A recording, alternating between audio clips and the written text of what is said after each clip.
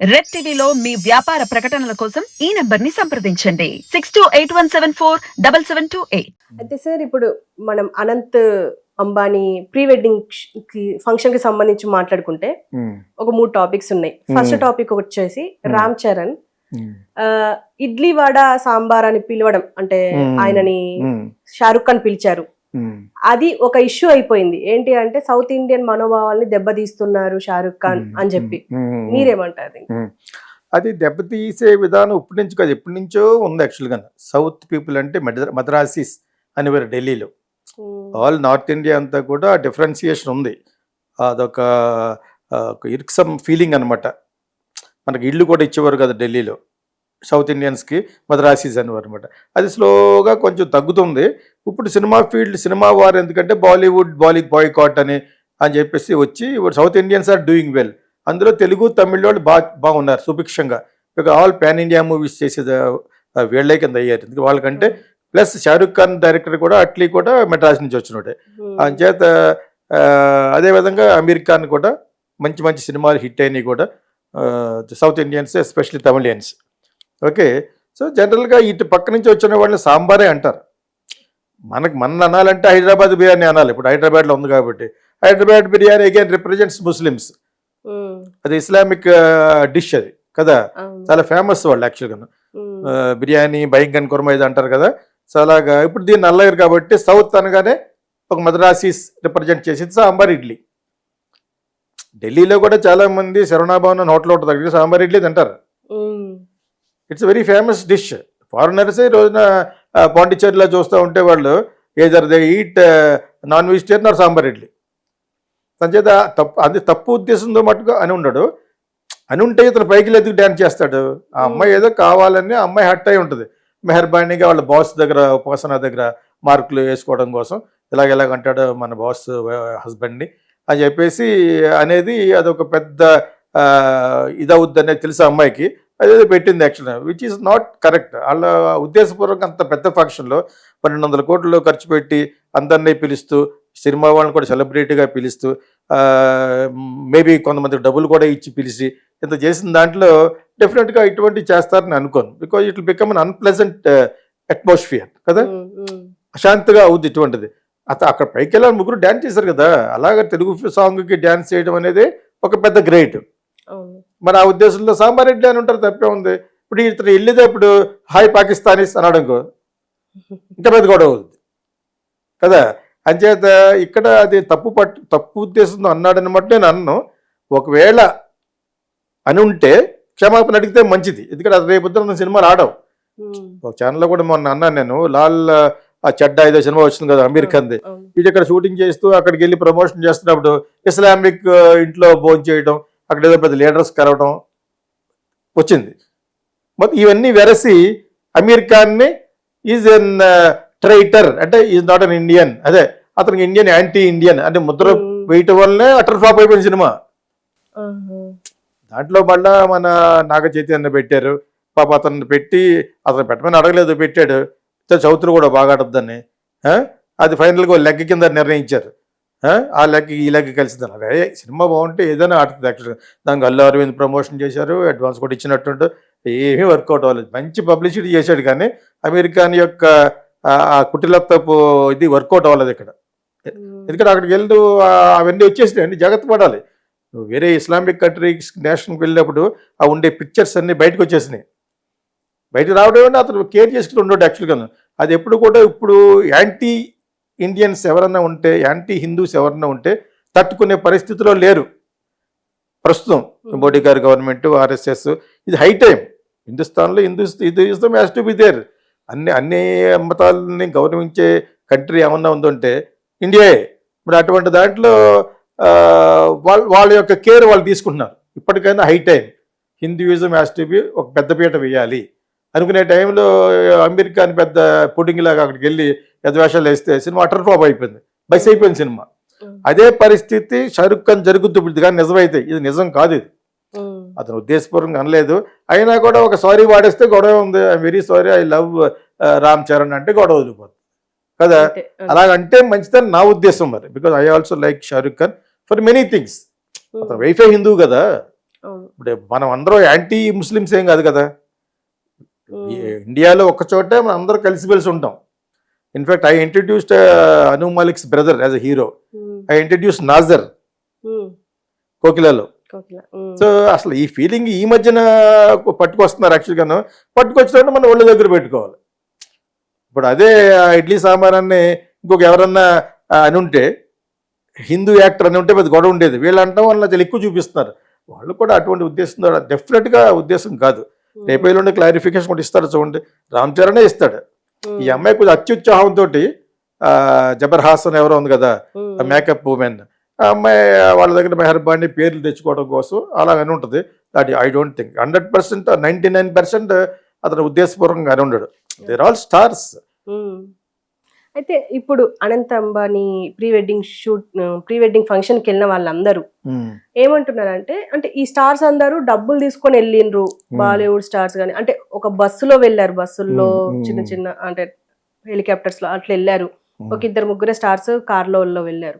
అయితే వీళ్ళంతా డబ్బులు తీసుకొని వెళ్ళారు అని చెప్పేసి హీరో నాగార్జున అంటున్నారు. దీన్ని మీరేమంటారు? నాగార్జునకి ఆఫర్ రాలేదేమో. అలా కాదు కానీ ఇక్కడ ఎప్పటి నుంచో ఉంది ఇది.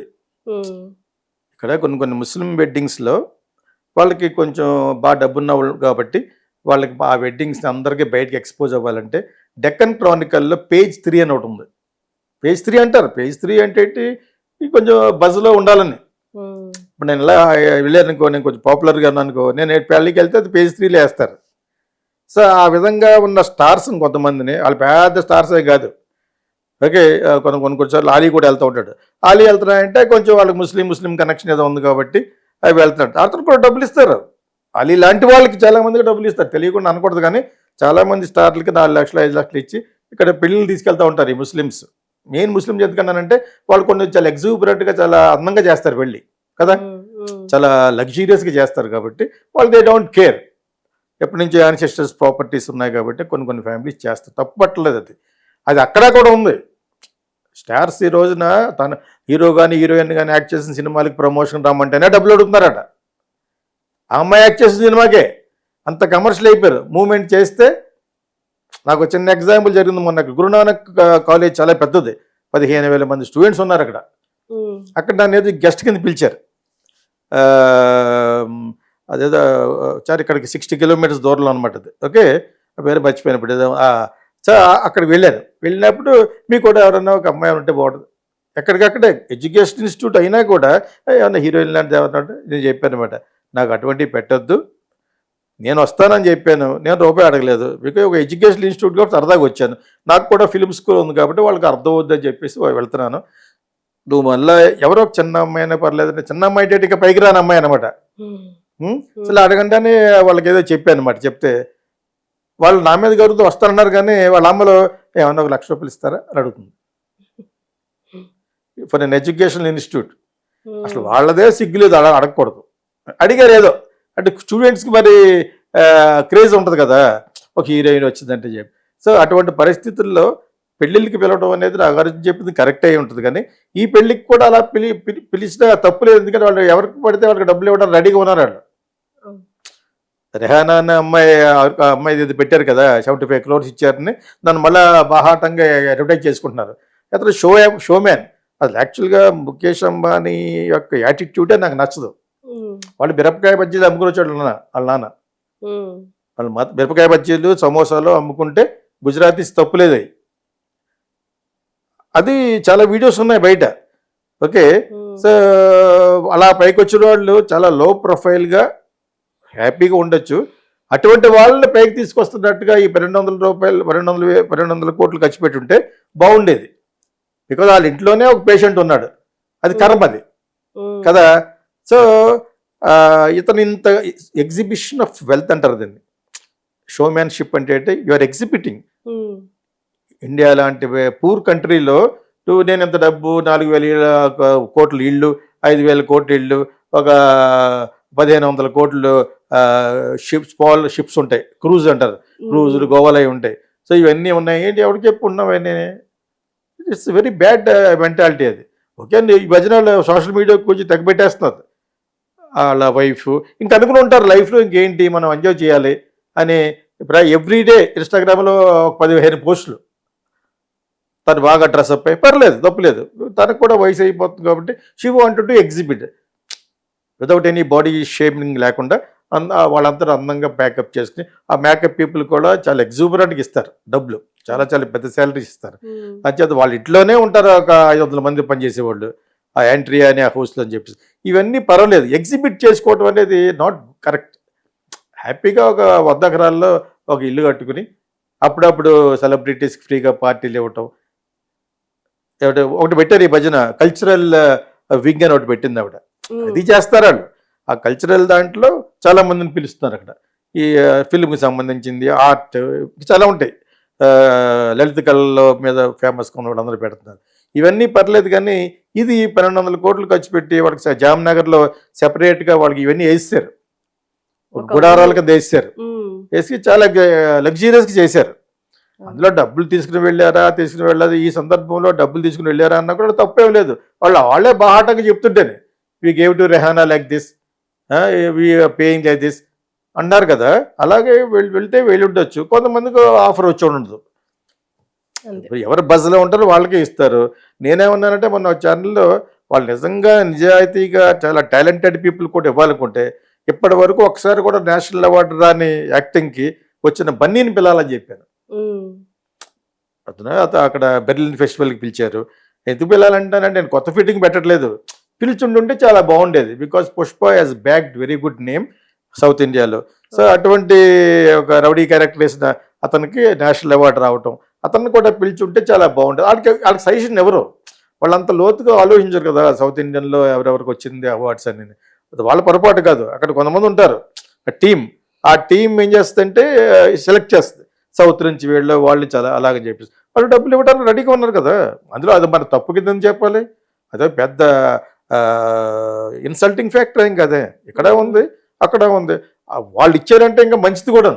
They give lot of money. ఇక్కడ 5 లక్షలు 6 లక్షలు కాదు కదా, దే మే ఆఫర్ క్రోస్. ఒక విధంగా అది కూడా ప్రెస్టీజే. ఇప్పుడు రామ్ చరణ్ గోడ్లు ఇచ్చారు అనుకోండి, పెద్ద పేరు అది, అందులో షేమ్ అవ్వాల్సిన పనేమి లేదు. కొంతమందికి ఆఫర్ వచ్చి ఉండదు, వాళ్ళు బస్లో ఉన్న వాళ్ళకి ఇస్తారు, అక్కడ సెలక్షన్ కమిటీ ఏదో ఉంటుంది ఇస్తారు. ఆయన దేనికి నో చెప్పే ఫ్యామిలీ కాదు అది, ఇటువంటి వాటికి నో చెప్పే ఫ్యామిలీయే కాదు. ఇదొకటి. తిరుపతి వెంకటేశ్వర స్వామి దగ్గరికి తరచూ వెళ్తారు వాళ్ళు. వాళ్ళ అబ్బాయి ఇంకొక అబ్బాయి నా పెళ్ళయింది కదా అనంత, ఇది అతను ఎవ్రీ 1 month వచ్చేస్తాడు సెపరేట్ ఫ్లైట్ వేసుకుని.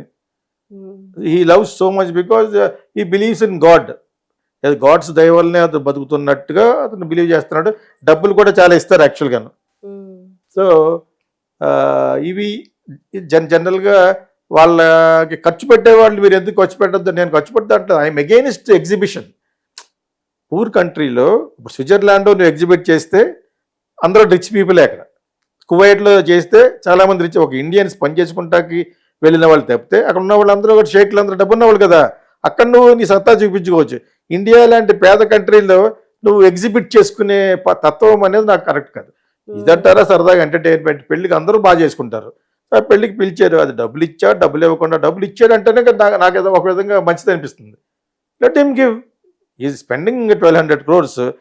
వాళ్ళు ఇందులో ఒక 100 కోట్లు 200 కోట్లు 300 కోట్లు వీళ్ళకి ఇచ్చారు అనుకుంటాడు కదా. అంచేత what ever he has done is good, కానీ ఇట్లా ఎగ్జిబిట్ చేసుకోవడం అనే తత్వం మటుకు నాట్ కరెక్ట్.